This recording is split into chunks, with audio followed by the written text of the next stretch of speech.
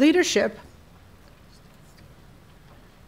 is about setting the stage in which difficult conversations can occur. Leadership is about undertaking personal risk to achieve the larger good. Leadership is about the strength to persevere in the face of sustained opposition. Today, leadership is in the face of the Board of Education, Mike Durso, along with Vice President Judy Dawka, board members Chris Barkley, Phil Kaufman, board members Pat O'Neill, Jill Ortman-Faust, Rebecca Smondrowski, and student member Eric Gersey. Leadership is reflected in the coalition formed by union representatives, the Montgomery County Council PTAs, agency heads, and stakeholders all over this county. Leadership is here at this dais. Thank you for your willingness to think about our budget, our educational system, and our future in new ways, to forge a historic new partnership, and to take bold action, even in the face of extreme pressure, to maintain the status quo. As we embarked on this budget process, we committed ourselves to the core goals of closing the educational achievement gap, reducing class sizes across the board, making decisions that are both achievable in the short term and sustainable over time, and ensuring that residents see results for any additional investments we ask them to make. As a result, we've here completely recalibrated the county executive's proposed budget. I really want to acknowledge our taxpayers, who are partners in this restructuring effort. With the increase in the property tax, the owner of an average-priced home will pay less than $1 a day more. This is a price, to be sure, but a modest one, we think, for enhanced services and educational opportunities. And I am certain that this investment in our future will enhance property values to everyone's benefit. Thanks to our unprecedented collaboration with the interim superintendent, the Board of Education, the employee unions within the school system, Montgomery College, and across county government, we've been able to achieve a significant course correction and make considerable progress towards our core goals. In particular, we've been able to rebalance compensation and benefits packages in a way that allows more resources to go directly to the student experience and other key public services. This is unprecedented. This Education First budget differs significantly from the county executive's proposed budget as we reallocate more than $36 million to reduce class size by 2 students in many schools, to lower student-to-staff ratios by increasing the number of paraeducators, to add focus teachers to impacted schools, to provide targeted support in literacy and math, to add parent community coordinators, psychologists, and pupil personnel workers, and to provide support for our most vulnerable students and their families, to add school counselors to impacted elementary schools, and to expand the Achieving College Excellence and Success program to more schools. That's not all. With the change in the rate of the recordation tax, we'll generate an additional $200 million over the next 6 years. This is substantial.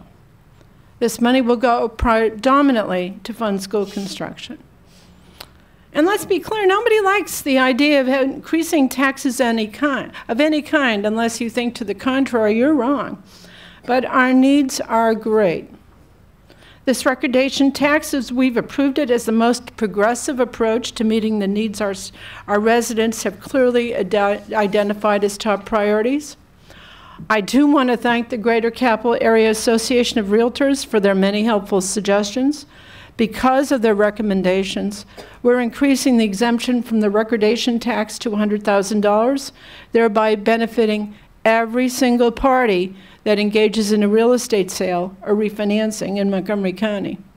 And we're delaying its impact by 2 months.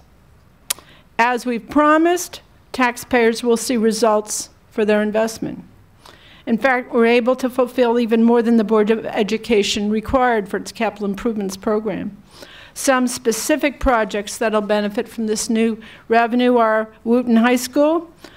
Revitalization expansion is now scheduled for completion in 2021, avoiding a one-year delay. Poolsville High School revitalization expansion is scheduled for 2023 completion, also avoiding a one-year delay. While Whitman High School addition scheduled for 2021 completion, avoiding a one-year delay. Clarksburg Cluster Elementary School scheduled for 2019 completion, avoiding a one-year delay. Greencastle, Woodland, and East Silver Spring Elementary Schools, which previously had not been funded at all, are scheduled for 2022 completion. And HVAC and roof replacements throughout the county will also be accelerated. The county executive's recommended capital improvements program could not have funded these and other vital projects at the same level or on the same schedule. As parents well know and testified to earlier this spring, our schools are bursting at the seams. With more than 156,000 students, our school system is the 17th largest in the United States. This budget brings our school CIP funding to a record $1.7 billion and will provide some long overdue relief for our students and our teachers. I want to take this opportunity to recognize the hardworking employees. There are the engines of county government, Montgomery County Public Schools, Montgomery College, and the Maryland National Capital Park and Planning Commission. Our employees do indeed drive our government's success, and our employees have indeed helped make Montgomery County a model in the nation. Our employees are contributing significantly to this year's budget adjustments and to our squaring up in the long term. I really regret that this has been painful, but I have worked to keep the lines of communication open, and there have been no surprises. We have some of the best employees around, and although many had hoped for more, I'm pleased to say that our personnel will receive largely a 4.5% pay increase this year. That's more than most people employed in the private sector or other governmental jobs, and certainly more than people living on Social Security. While we focus primarily on education this year, there are many other items in the budget that will have a direct impact on residents' lives. We're asking homeowners to pay more in their property taxes this year, and with that increase, we're focusing on some of the items that residents have identified as their top priorities. For example, we're investing heavily in public safety, with larger recruit classes in the police and fire departments and in the sheriff's office. We're restoring funding for a paramedic engine at the Hyattstown Fire Station, as well as staffing at the Hillendale and Burtonsville stations. And we're providing funding for all police officers to be equipped with body cameras. We're also beefing up our safety net with an increase in the Working Parents Assistance Program subsidies for childcare, an increase in initiatives for homeless veterans and chronically homeless adults, an increase in the Smart Snacks program, which provides food for elementary school children, and numerous other support programs for our most vulnerable residents. Many of our county's avid readers and researchers will be glad to see a 2.3% increase in this year's library budget, which includes funding for the interim Wheaton Library, while the new Wheaton Library and Rec Center is under construction. Library users will enjoy extended hours at 4 branches as well. They'll also see, generally, additional support for the arts. Residents in Tobytown will receive bus service, and residents all over will see improved roads, more trees, and more stump removal. And our seniors will now ride buses for free on Saturdays. Did I mention that we're putting more resources into the program that affects just about everyone? I think we get more emails on this than any other subject, and that's roadway maintenance. Much greater detail about this large and complex budget is in the press release that will go out later today. But I do want everyone to know that we wouldn't be here today without our incomparable council staff, Steve Farber, our outstanding team on the 5th floor, as well as the Office of Legislative Oversight, which has provided us volumes of background information over the course of the year, made a lot of these decisions possible. I know that all of us council members rely really heavily on our personal staff. I am particularly grateful to all of my staff, especially my chief of staff, Judy Jablow over there, who has handled this particularly challenging budget. She's handled this particularly challenging budget with the right combination of intellect, grace, and patience with me.